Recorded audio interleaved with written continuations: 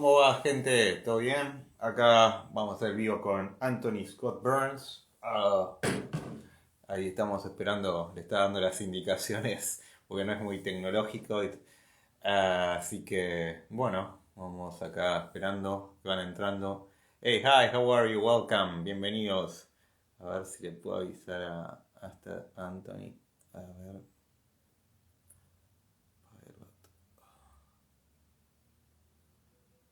Ah, Jerry Thompson y Clarita.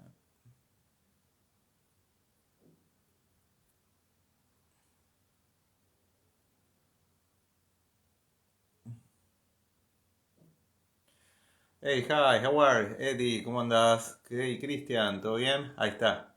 Hey, how are you? You have to ask to participate. Let me send you. Wait. Uh,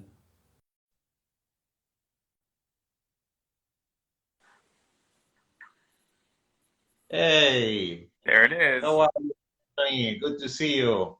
Great to see you too, man.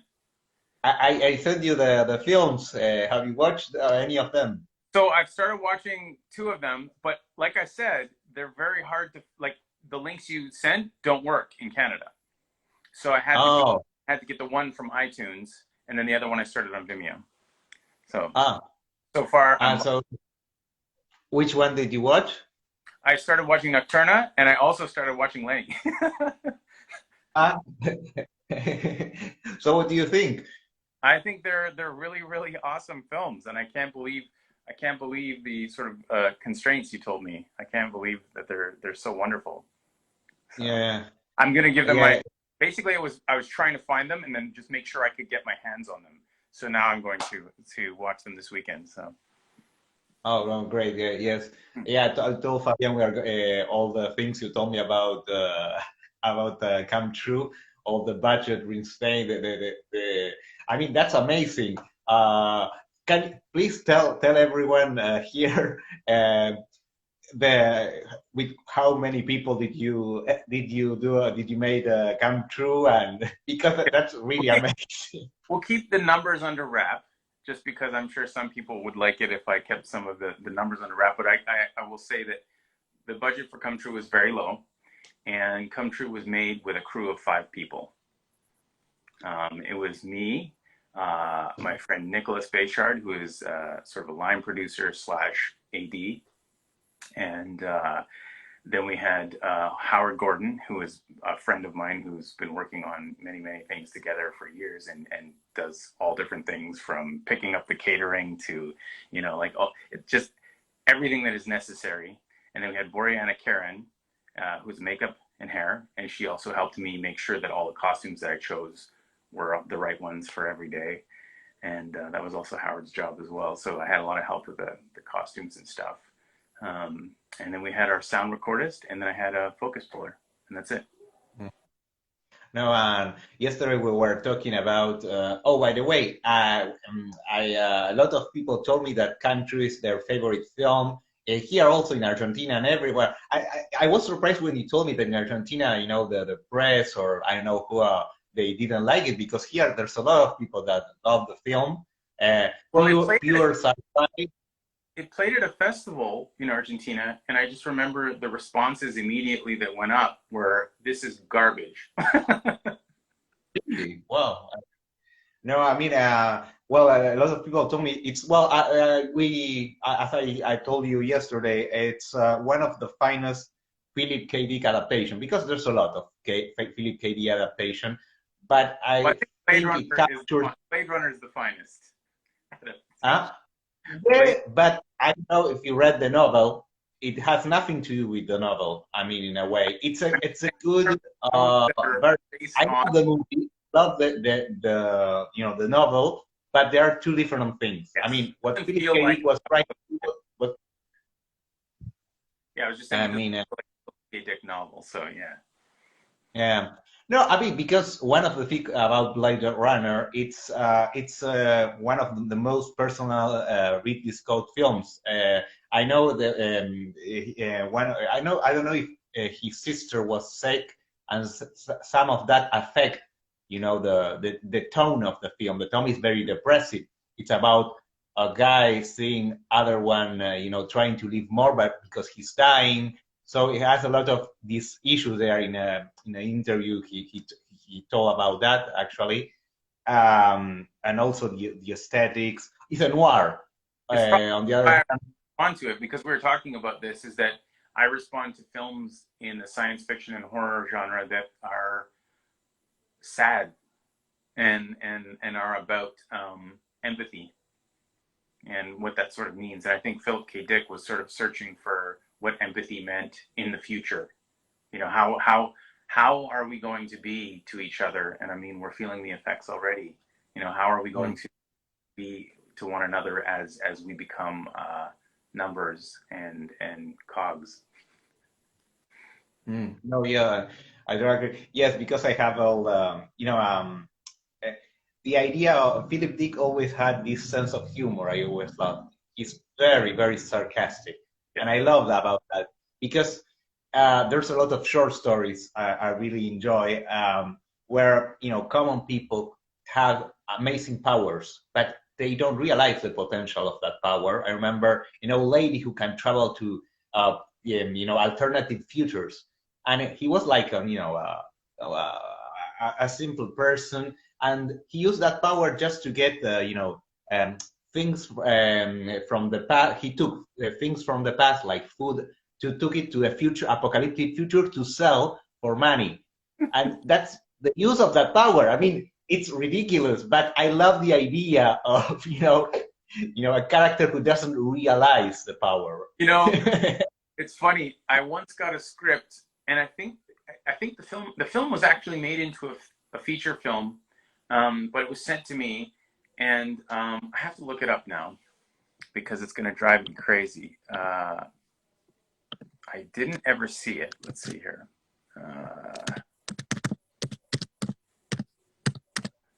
But it was a script that was about people they find alternate universe. Like, I think it's a mirror. Maybe you've seen this film. They find a mirror, and it goes to all these.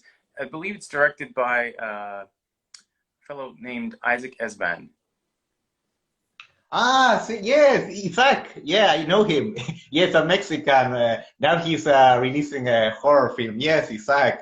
We have to do a live with him. Yes, it's amazing. The I Eastern. read the script for Parallel, and one of the things that I couldn't get beyond was that it was so sad to me that they found all these parallel verses where they all existed, and the thing that they realized they can do is become more productive at work. And I was like, no, I'm not even gonna engage with that, because it's such a dark idea that if you're like, oh my gosh, now I can get so much work done. No, thank you. Yeah. No, I think Isaac also read a lot of Philip Dick. We are going to do a live with him. He's now he's working in the U.S. right now, releasing a film. But yeah, he understood. I mean, this idea of this sarcastic, idea that Philip Dick took in his novel. And it's yesterday we talked about that from the horror genre, there's a spectrum.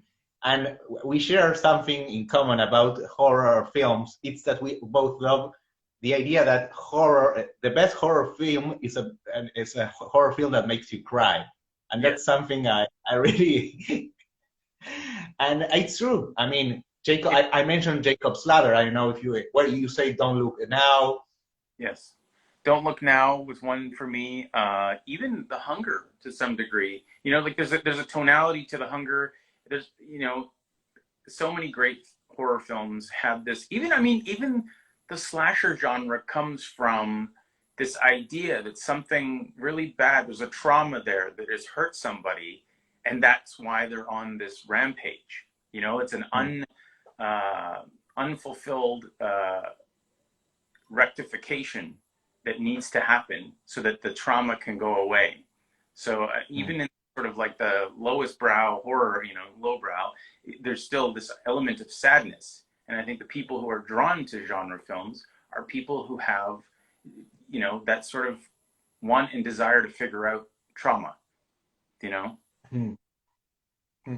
Well, in a way, the idea of doing something, I mean, subversive, disturbing, or sometimes sad, it comes from a place of, trying to repair something in you. I mean, Oh yeah. we share these backgrounds. When I told you that I had ADD when I was little, so I Yeah. started, doing these books. And I talked with a lot of directors, horror film directors and sci-fi, and they all share this need to express some kind of sadness or pain. And the, I discovered that the best future films they have done is the one that they are expressed this idea, this sadness. I Yes. mean, I don't know if you know, but The Hunger, where it's by Tony Scott, the Yes. brother of Ridley Scott, was Yes. released almost the same time as Blade Runner. It was the same time their common sister was dying of cancer. And again, for me, The Hunger is one of the best Tony Scott. I mean, I like Tony Scott films, but the best by far is The Hunger. Yeah, it's definitely one And of I really felt bad for the characters. I mean, this is a dialogue where David Bowie is talking to Catherine Deneuve, and he's saying, I mean, you promised me I was going to live forever, and look at me, I'm dying. And again, the idea of, fail immortality, but at the same time, the character of Catherine Deneuve, she's like, she's going to be lonely forever. She needs to replace him just to avoid loneliness. And that's, again, something really, really sad. And you yes. can tell.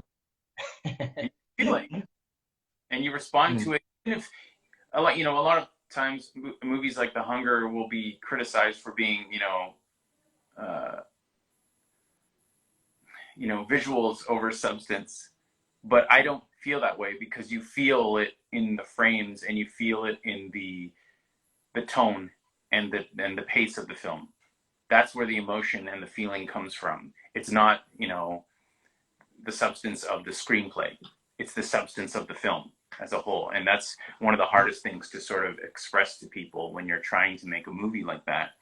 That you want to create a movie that lives by its execution, not just the screenplay, because everything is greenlit by the screenplay, correct? And so sometimes a screenplay doesn't effectively, it's all about the execution, and that's a very hard thing to convince people of. And it's one of the reasons why I choose to make lower budget movies, is that way I don't have to convince them. It's a place where we can play and build that mood and that feeling without the fear of whether or not we're going to make enough money back when we deliver the film. So. The thing about theater plays, I've been going to a theater recently. It shares something with feature films. To be to touched by a theater play, it all depends on the quality of the performance and the music. And I remember seeing this theater play where I end up crying. And it was because of the performance and the music. And that is something key that we discussed yesterday. Yeah. I mean, if you don't have a good, and that's something, you have an advantage. You can, you are the composer, the cinematographer, and at the same time you have this whole view of that. Do you think, I mean, it is possible for anyone to achieve this capacity of doing all at the same time? Do you think it's convenient versus the idea of working as a group, Well, different roles? I think, my explanation for this has always been that in my mind, I want to make movies that feel like they have a budget. And finding the best collaborators in the world is hard enough as it is. And a lot of those people, they get snapped up very quickly and they are bought by the most expensive productions. And so my mind, I want the movie to feel like Denis Villeneuve. I want it to feel like David Fincher, have those production values, and yet I cannot afford to have those collaborators on my sets. So, I've been lucky enough to have great friends lend their services here and there to help me make, like the dreams and come true. Um, but overall, I think it's just a necessity. It's not that I wish to do this over collaborate. It's a necessity in modern times that if I want that production value, until I find the right person who is willing to do it and work as hard as I am to get that vision, I'm going to have to do it myself. Because when Come True, we didn't have money to build the props, so it was myself and my friend Nick spray painting all that stuff in a garage for weeks, and building it all out, and then building the sets and letting them sit for a couple months while we shot other stuff, and then we come back and the nightclub scene, we built that the weekend before we shot it. Like, it's just a warehouse that we went in there with chain link fence and things like that, and so to get those production values, we can't afford a nightclub, so we have to build one. So I think it does help create a very singular vision. Would I like to collaborate? Absolutely. Can I afford to right now? Not very often. It's always to find the right partners. I mean, yes. That well, we were talking yesterday about the experience of doing. Yeah, and when you do, you never let them go. Once you find the right collaborators, you never let them go, and they stay with you. I've been lucky enough to have great relationships with all the actors I've worked with, and so anytime I have something, I sort of like, would you want to do this? You want to do like, so that's where I've been focusing. And you're talking about performance. That's where I focus the dollars, is getting great performers to be in the films, because I could do all my jobs perfectly, and if I point the camera at someone and they can't act, it all goes away. It goes away for the audience, and they don't care. They don't care that you have, the most brilliant set, the most brilliant lighting. They just don't care, because the words come out of people's mouths or the emotion on the face isn't right. And so I always focus on just getting really great actors. No, I totally agree. I mean, a good performance, if you find a good performance, a friend of mine said, if you get, well, with the child actors, we say, if you have a good performance, child that can act, do close up, God damn it. It doesn't matter if you have, budget for the set, just put the music and the expression, and you have a masterpiece. Yeah, it really sort of baffles me sometimes when people, especially new filmmakers, they put a lot of effort into the production value and the costumes and all this stuff, but they don't put any. It's like, oh, I'll just get my friend in it. It's like, no, don't just get your friend in it. Get somebody who really can do this. Get somebody who is amazing.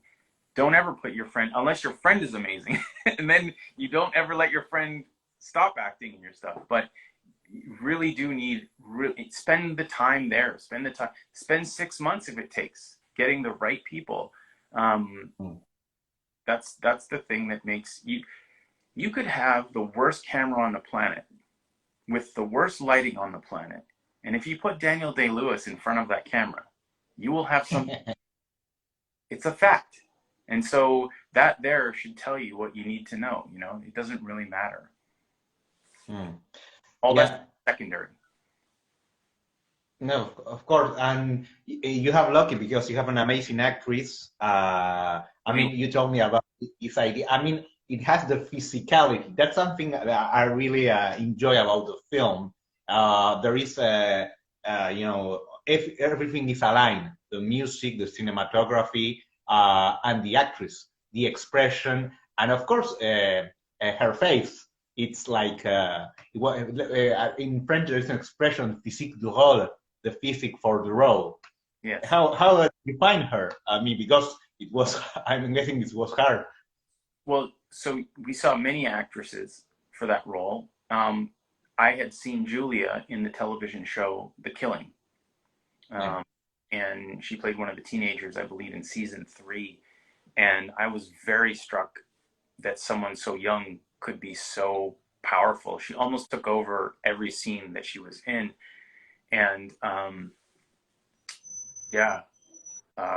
when her name came across our table, I didn't even read her. I was just like, I know she can do this. I've seen her work before, and she had done another film by Bruce McDonald, and so yeah, Julia, amazing to work with, and she delivered every day. It's the I was checking her previous work. It's the first sci-fi film she made, I think, or kind of.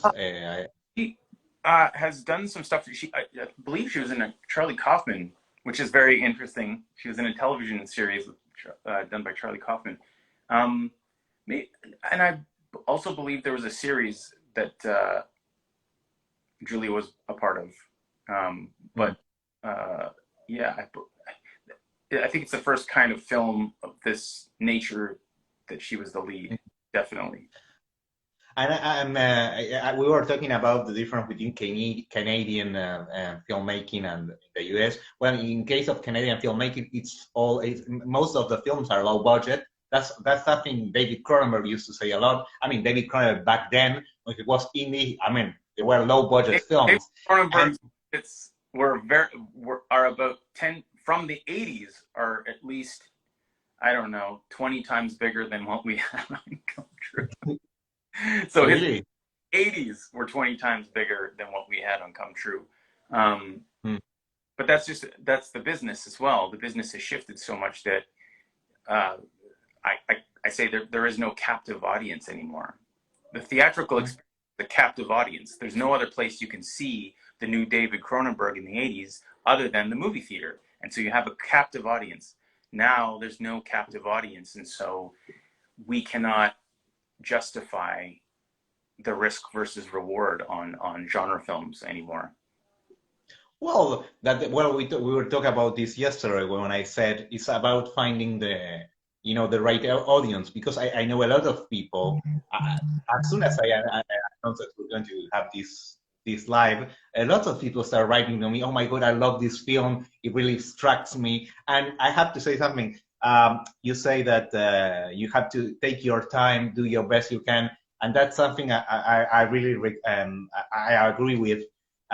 There's a filmmaker that says, do the best you can, because it lasts forever. And especially now, everybody can do a film. With the Black Magic CK, everyone can do a film, but only a few can make a good film. And that's the thing here. I mean, it's okay. Yeah, I'm sure that there are plenty of films right now. I mean, it's very easy to tell a story, but I dare you to tell a story that breaks people's mind or heart, right? You end up crying, or they will stick with you, like this film. I mean, I cried the other night watching The Worst Person in the World. Oh, well, by the screenwriter Eric Bock is one of the innocent. He's a genius. I love it. Right, I cried watching that film the other night. Yeah. Don't worry. Actually, I have a list films I end up crying, and again, but it's not about only make people cry, because again, of course, there are ways of doing that. Yes. But like the Korean soap opera using but to work with a good script, a good story, a mind-bending idea, and at the same time the ability to strike people with I mean this. And have you do you like? I really enjoy Nordic horror, because it's not about horror, it's about human story. The movie Border, I mean, it was for me one of the most beautiful, I mean, the films I ever seen. What do you think about Border, for example? It's funny that you say Nordic, because I too I respond heavily to the stories that come out of that region of the world, and I don't really understand why. There's a sense of the filmmaking that I adore. I tried my best, in some of the scenes in Come True to evoke that style of feel, which is very hard to achieve. Luckily, I shot Come True in Edmonton, Alberta. So one of the ingredients of the Nordic films is the light. And in Edmonton, Alberta, in the summertime, we have very similar light. That softness that lasts forever. We have 5 hours of magic hour and at certain times of the year. So it's, but yeah, there's a there's a humanist approach to genre that doesn't exist in a lot of North American films.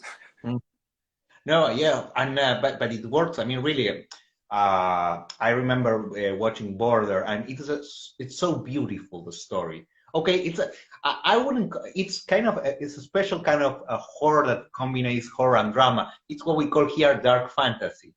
The idea of the Grimm's story, brothers Grimm stories. Yes.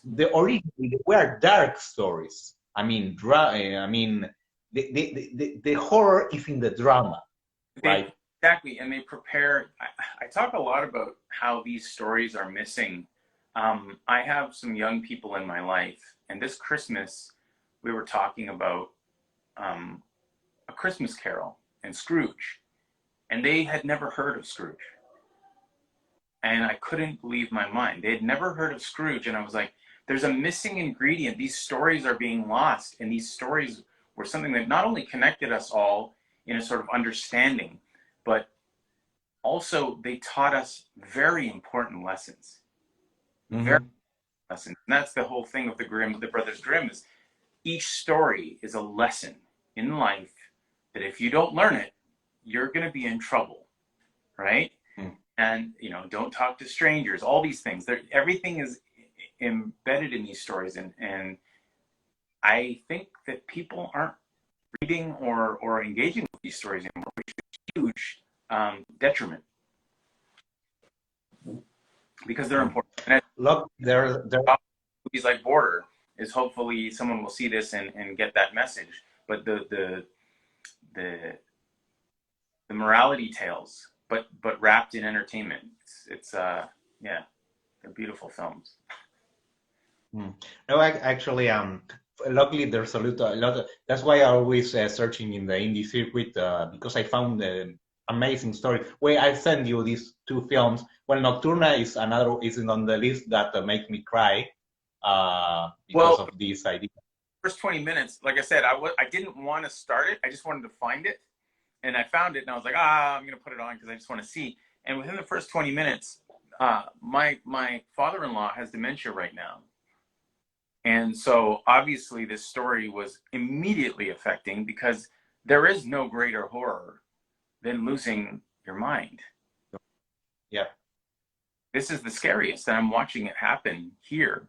And so it really, really affected me. And right away I was like, I wonder if I could remake this movie for North American audiences, because it's such a beautiful story, you know, like there's a story here. And that's the unfortunate fact, is whenever I see a great international film, you go, I wonder if you can make this in Hollywood, because there is an idea that movie as it exists cannot permeate the culture in North America, because people will not watch it, which is the worst. I hate it. I wish you could just say, watch Nocturna.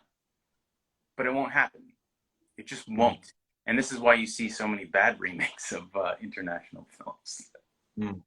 No, I mean, well, after you watch it, please tell me. You know, for the director, it was a struggle to make the film. It was terribly. I mean, there were a lot of problems in the production. I mean, but again, it's a very personal. Again, it has a lot of a personal touch, and you can tell that. Oh, yeah. I love the editing. I love the colors, everything. Like from what I saw, you know, it is a beautiful film. And it's such a shame that things like that don't get wide release anymore. Well, I'm working on that. Don't worry. Same as Come True, and we mentioned, you mentioned the lessons we have from the the Grimm brothers stories. What's the lesson in Come True? I can give you my interpretation, but I want to hear yours. What's the lesson of Come True? I guess if I had one, it would be to sort of look at your fears and determine whether or not the things you fear are the things that are trying to help you. Because, you know, oftentimes we look away from the things that are uncomfortable when they might be trying to tell you something about yourself.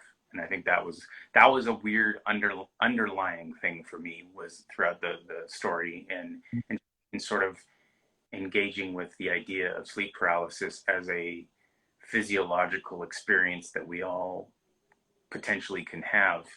Like, what does that unified thing mean, you know, for us? What is the shadow? What is the subconscious trying to tell us, right? So in the case of Sarah, what is her subconscious trying to tell her? Is it just scary dark shadows? No, there's something to that. And so I think that was one of the things. But ultimately, you know, I wouldn't tell you what the movie means.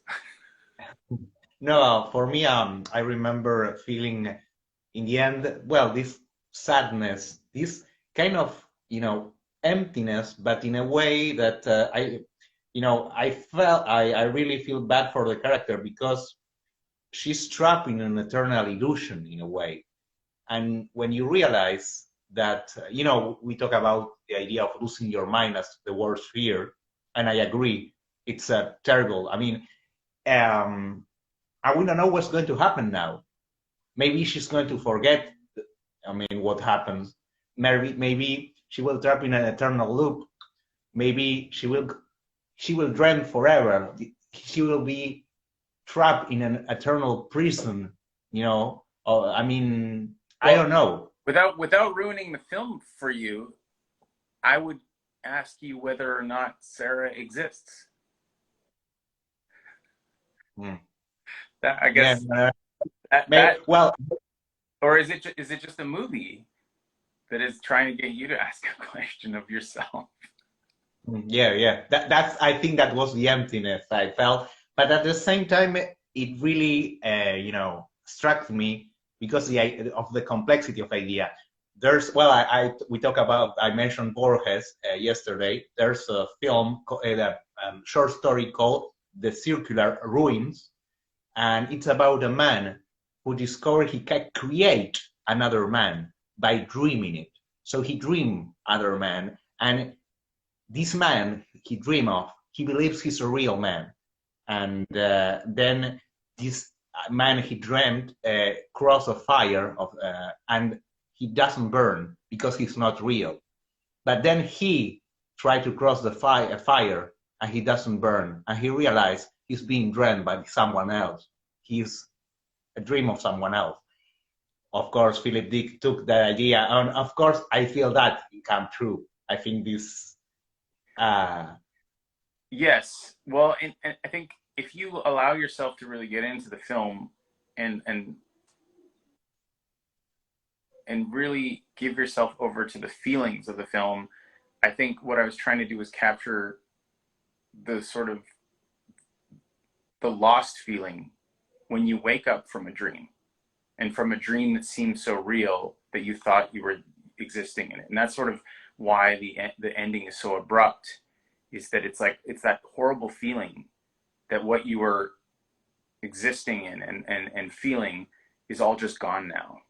And even though it felt so real, but the film works like a dream because it is a dream. It's a cinematic dream, and it I don't like to explain too much of the meaning behind it, but I'm glad that you felt something and got an emotional response from it. And that's the best you can hope for when you're making something like this, is there's an emotional connection between you and the audience, and you see things. I love that a lot of the sort of reviews of this film are either I love it or I hate it. There's not a lot. It's okay. There's a few. Most people really enjoy it or they really hate it, and I think that's a good sign that it's made for a very specific audience. So here, Jamie Jen says maybe she's an alternative idea of someone else. I mean, well, that's the whole idea. Actually, in the tradition of magical realism, there's another author called Julio Cortázar, and in their short, he also wrote short stories, and in some of them, he worked with the idea that parallel universes are dreams. I mean, it's like they are real. I mean, when you dream of something, it really exists somewhere else. Yeah. So it's a Well, real portals to another dimensions, if we would say. And I think I was going to ask you if you read these authors because I said, oh, okay, maybe. Well, it happens. I mean, maybe I have read them maybe. in my youth. Yeah. It's when I was younger, I used to think the pull of being sleepy was that someone else needed my consciousness. So when I was a kid, my idea was that the reason I'm getting sleepy is that the other person who needs to wake up needs Yeah.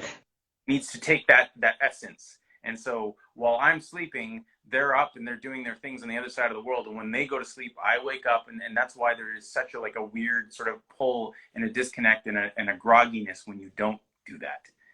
And that was that was something that I wrote when I think I was 7 years old. I thought that'd be an interesting story to tell. I still might do it one day. Who knows?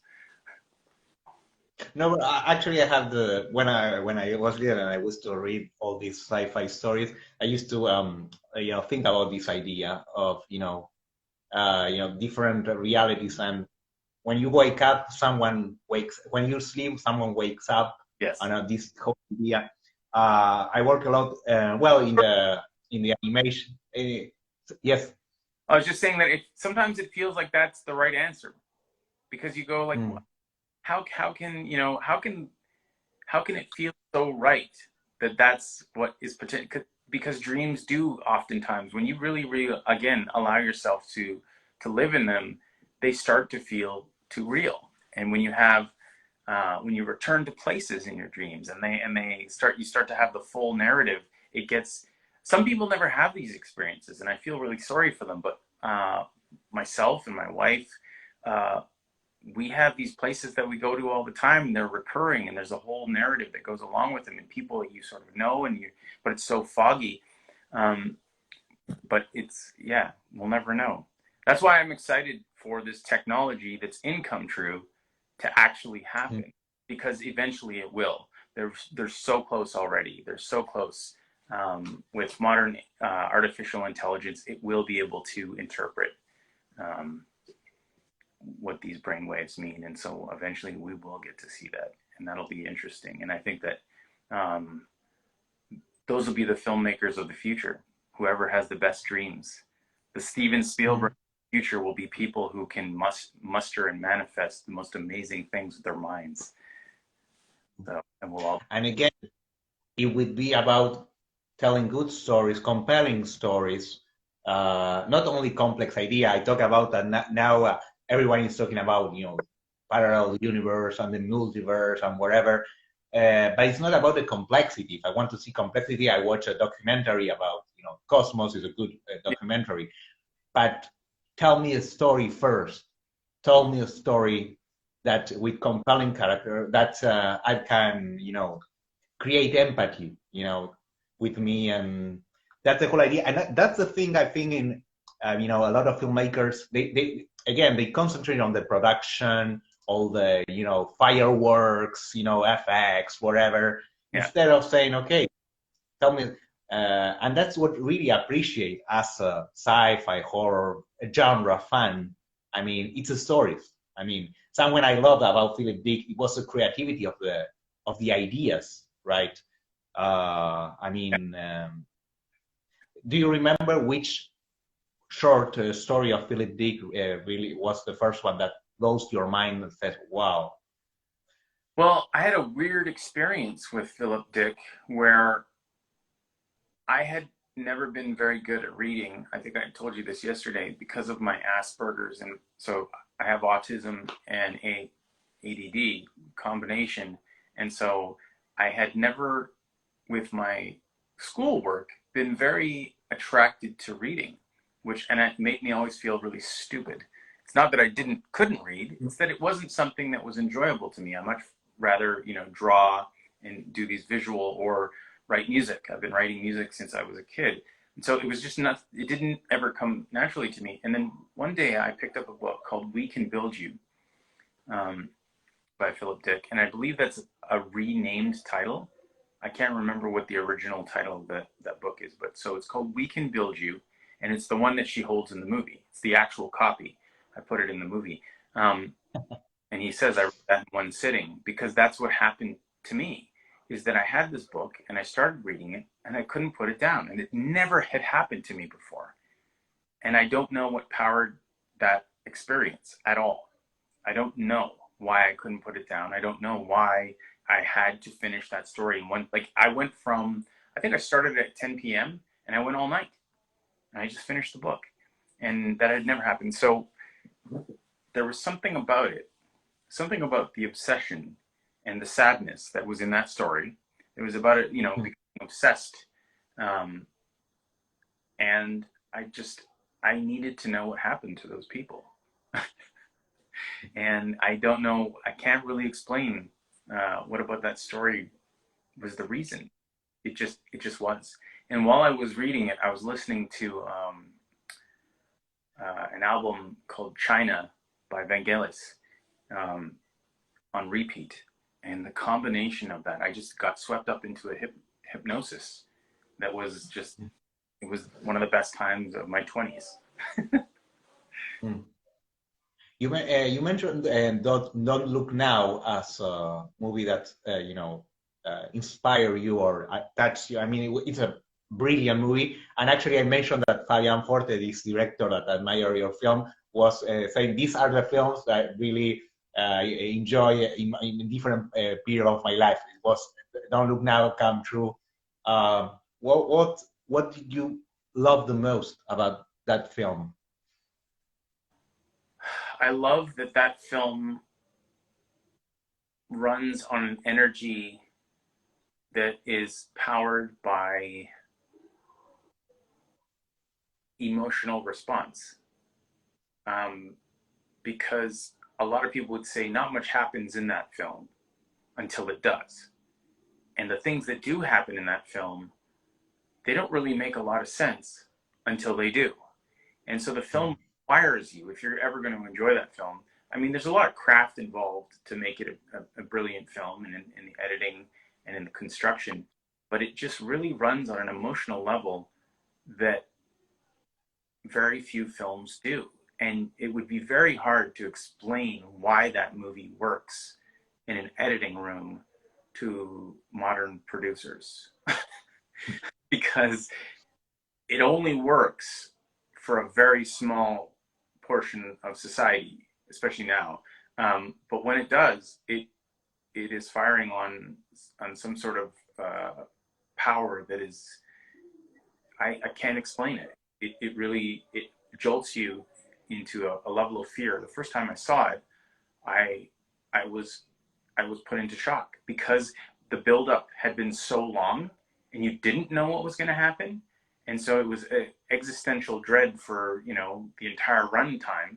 And then the release is it's like a primal fear that doesn't make any sense.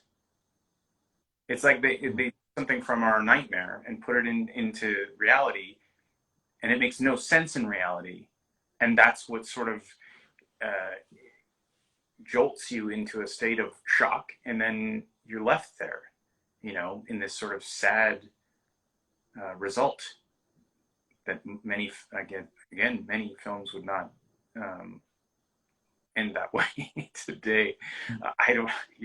It's just a very powerful piece of cinema, and it's so singular.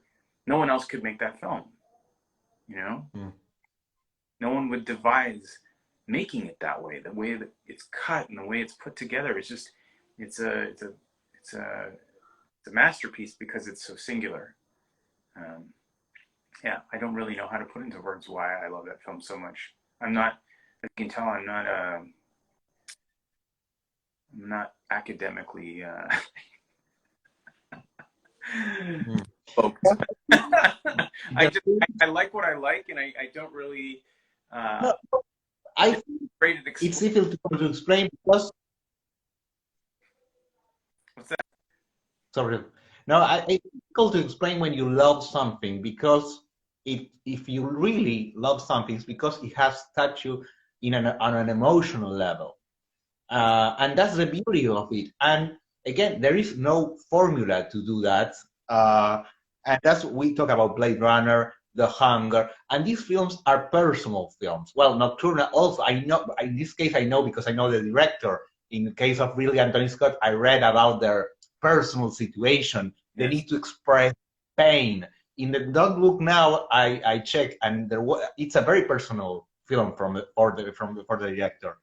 And again, when it's like writing a short story. I mean, most of them. I mean, I remember well the animation Death of the Clock. I write it in a very depressive state of mind because I realized that I wasn't young anymore. I wasn't 18, and time is flying, and I can't stop it. So I imagine this guy, in this constant he's accelerating time all the time, and he cannot stop the jumps. And well, I suffer from anxiety also, and but that's a very personal fear I have. And when I wrote that because I felt the need to release all that. And I think when you do that as a writer, director, or whatever, or musician, yeah, it's something pure, and there is no formula. You just did it because you need to. yes. And of course, emotion is there. It's something not material, but it's there.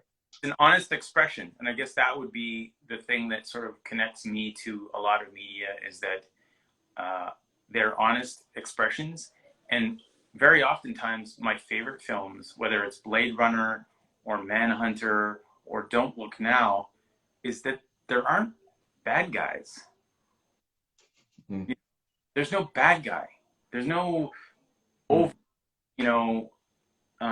simplified villain.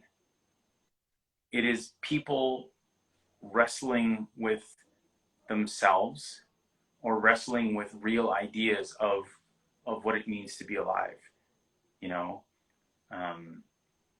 I think those are important stories to tell, because we are inundated with good guys and bad guys, and we're inundated with good guys and bad guys in politics now and everything. And that's not reality. Reality is that we're all just trying to survive. And I think that's the kinds of movies that I really, in genre especially, I respond to movies where the author accepts and builds that into the formula, not just the formula, but the essence of the film, is that we're just trying to survive living. Well, in real, I mean, there is no, villain. Actually, where you mentioned Blade Runner, I mean, I felt more for the antagonist, Roy Beatty, than for the character. Actually, I found the character, the Blade Runner being I mean, I felt bad for the villain. And because for me, it wasn't the villain, it was a guy trying to stop death. It was sad.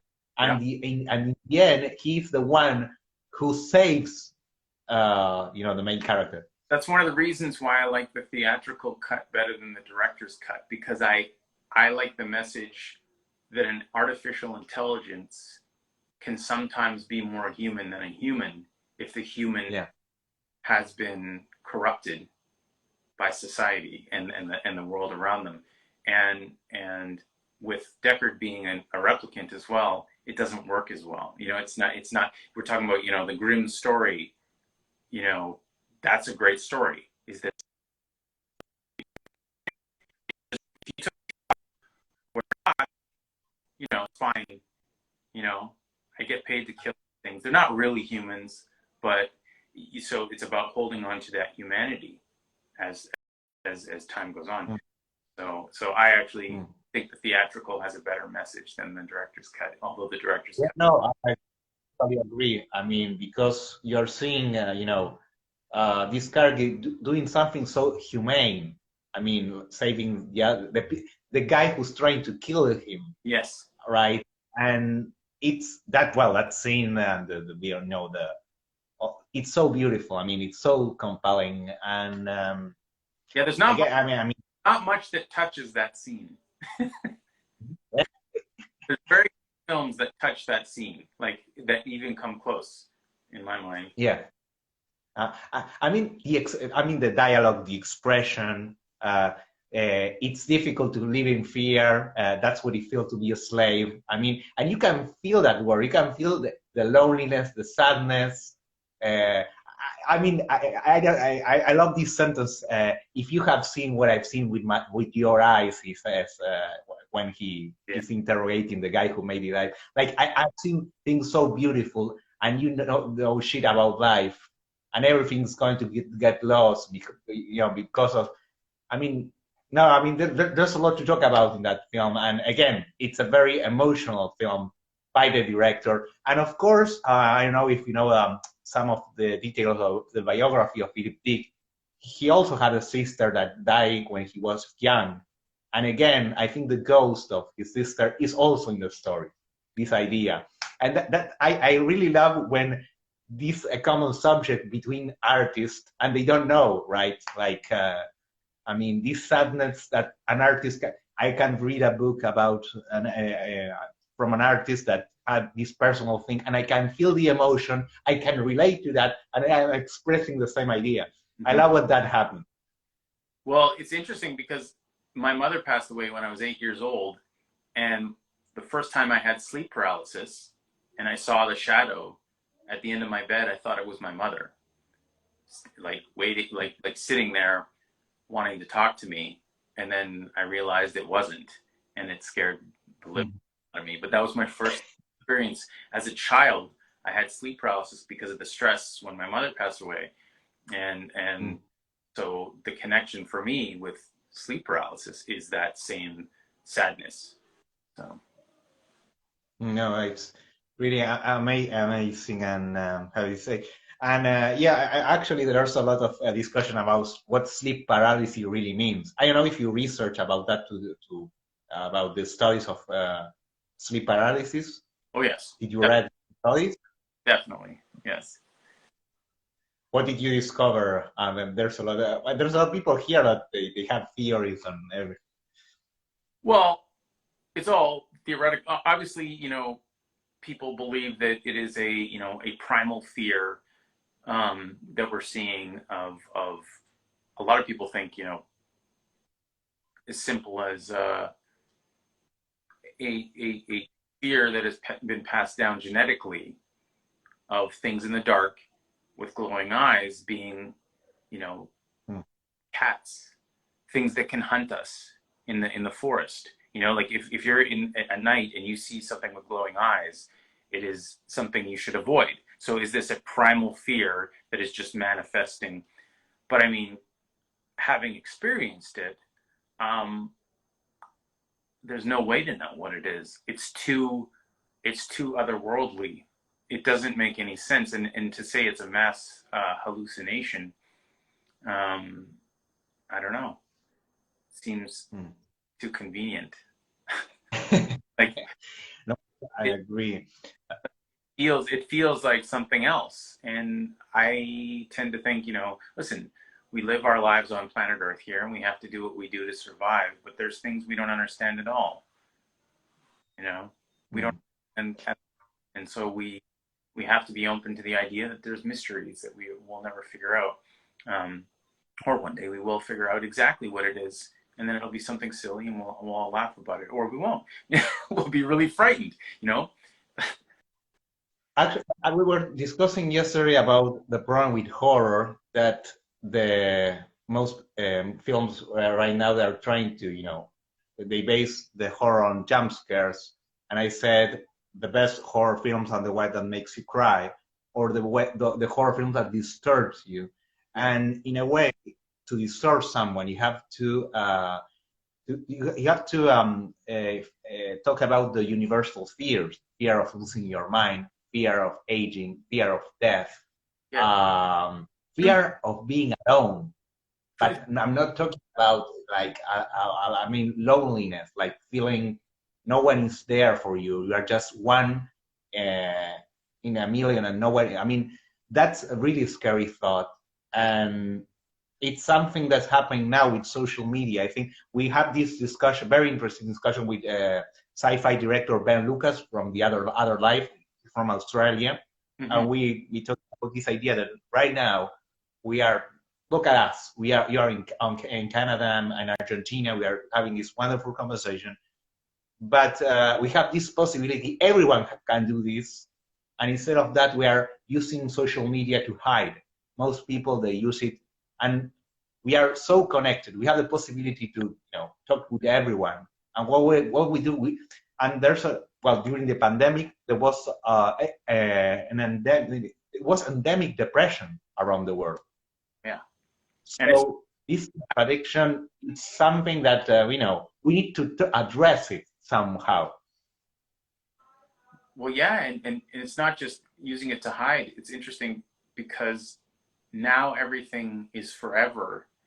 And so even when we have this conversation, we're going to record this, it'll be up there forever. Can I say my truths? Like can I tell you the truth about everything? That's the other thing, is people use it as a it's so scary to be yourself sometimes, to put yourself out there into the universe as you are. And so while we have this ability, it's also very scary because we have a record of everything that we say to each other. And I think a lot of people are fearful that people won't like their true self, And that's where the loneliness comes from, is that no one is showing their true self anymore. They're showing the version everybody thinks that they should portray, and I think that's a very lonely place to be, when you can't express yourself honestly, even if it's wrong, because what we've forgotten is empathy. If I say something wrong, I shouldn't be shot in the face for it. If I say something wrong, someone can tell me that, I really didn't like that and it made me feel a certain way. And then I, as a human being, can say, I'm really sorry that happened to you. And I won't, I didn't even think about that. I didn't think that would affect you that way. But we don't do that now. We are very reactive. And that's a scary and lonely place, when you feel like if you mess up one little bit, everything is over. That's a scary place. That's actually one of the most frightening things, I think, for most people. Luckily, I hope that I'm not a piece of junk. And so I'm not really worried about it. But a lot of people are, because it is, I talk about, I'm old. I'm 45 years old. I lived a life before internet. And I know that I can just go to the park and enjoy myself or whatever, But if you grow up in this modern environment, it seems like there's no escape. There's no escape from this construct, and that everything that happens in here really matters, when it doesn't. It doesn't matter at all. But that's what it is. A construct. It's an idea. Yeah. I mean, if you shut down the internet, there's nothing. It's just an idea in your mind. Oh. That's why I always get angry when they use the term community to refer to, a YouTube channel. It's not a community. You want a community? Can go to a cultural center and watch a film. That's something we are planning to do. And maybe we will project your film. And you will see there's a lot of people that love it. I would love for you to project my film. No, but that's the idea, the real connection. I mean, I try to talk with everyone. I use this social media to talk with everyone. And then I met a lot of people during the pandemic in Argentina and everywhere. And with people in Argentina, we started with these short films. I mean, we get together, we have this barbecue. It's a tradition in Argentina, I drink mate. And then they say, let's do short films. Let's do it. Actually, the people now I'm working with, they were very depressed and say, okay, let's do things. Let's get together again. Yeah. Again, I mean, and for people that they were born during the internet, it's discovering a new world. Like, it's waking up. It's like being unplugged from the magic. I know, because I was born before the internet. I was the guy. I remember I used to play football in the park and do the things, soccer, not football. I'm from Argentina. No, but I mean, it's kind of interesting, and I don't know. I don't know what's going to happen with all this metaverse thing. Uh, but I find it. I mean, come on, just stop it for a minute. Let me breathe. That's why I say when people are talking about the metaverse. I don't know you, but Yeah. I just want, let's calm down a little. The thing is that it's the future, and you have to sort of navigate it carefully.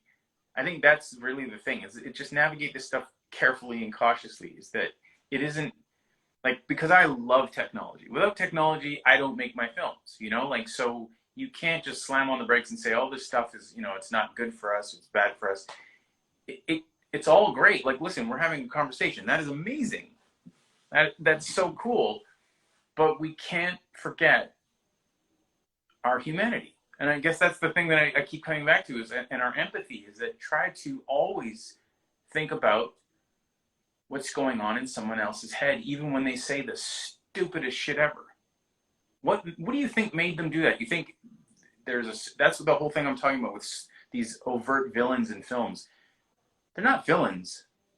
And it's a cliche thing to say that hurt people, but that's the reality, is that when someone is behaving in a way, there's something behind that.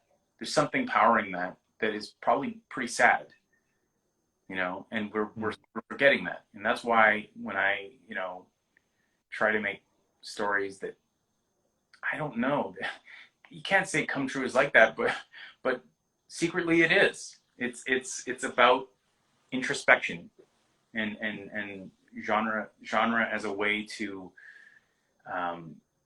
look at the horror in it.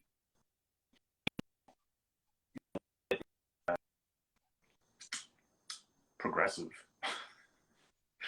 so that we stop being angry at each other. Yeah. Yeah, I totally agree.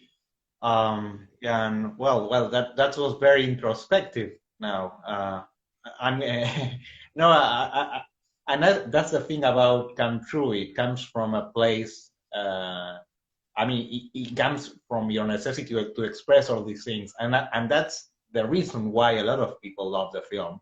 I mean, and trust me, there's a lot of people that love your film. I mean, really, plenty of people. You should know that.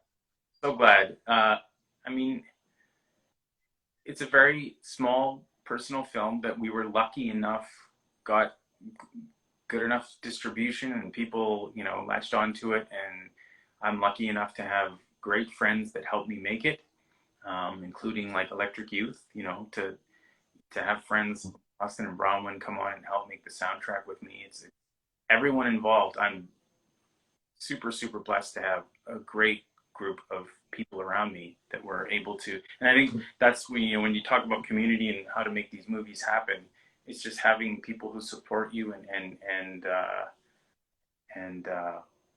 want to help bring these things to the world in a way that is not motivated by money. Because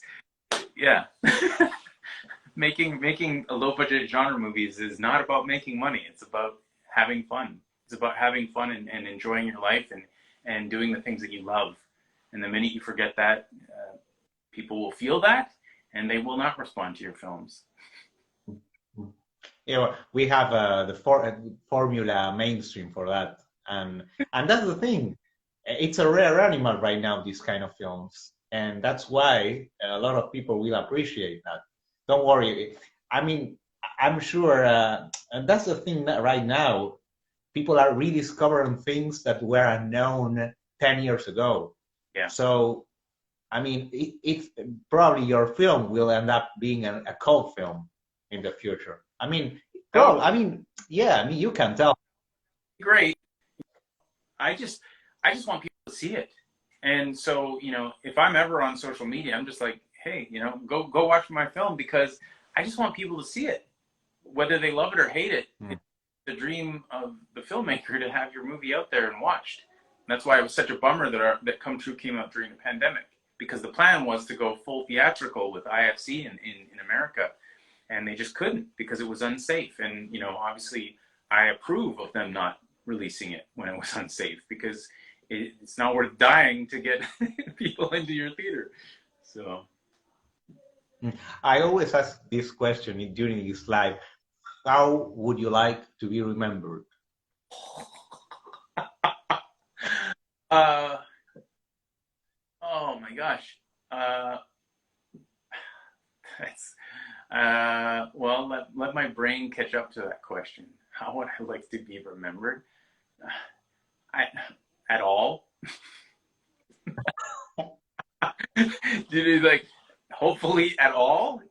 Like I hope people will continue to want to watch the things that we've created together past my existence. And I guess as somebody who loved movies and loved sharing movies with other people. It's a good way. I Well, and it's a privilege to be able to do this. Like, it really is. Like, there's some people that get very angry because it's very hard. But the truth is that we're privileged to be able to make stories and bring them to life. And now the technology is so advanced that we can do it out of our backyards and make something, it can be projected in IMAX. Like, it's wild. And so it's just it's a wonderful time to be a creator, but it's also a scary time because getting eyeballs on stuff is very hard. And so that's why I feel very, very lucky that Come True was able to go out to as many eyes as it did already. And the fact that you want to talk to me about it is amazing, because it's made with 5 people. It shouldn't gone anywhere, like this is a very, very personal low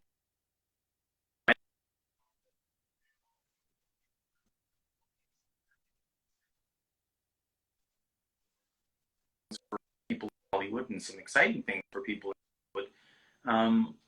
But I really love doing things the low budget way because it is fun, and it is fun for everybody involved working and a family summer camp. That's the way I like my film sets, summer camp, where we're all just having fun, spending time making something together. And it is not a stressful place where I'm screaming at people because I want my vision to be a certain. That's not how I do things. Yeah, we're here.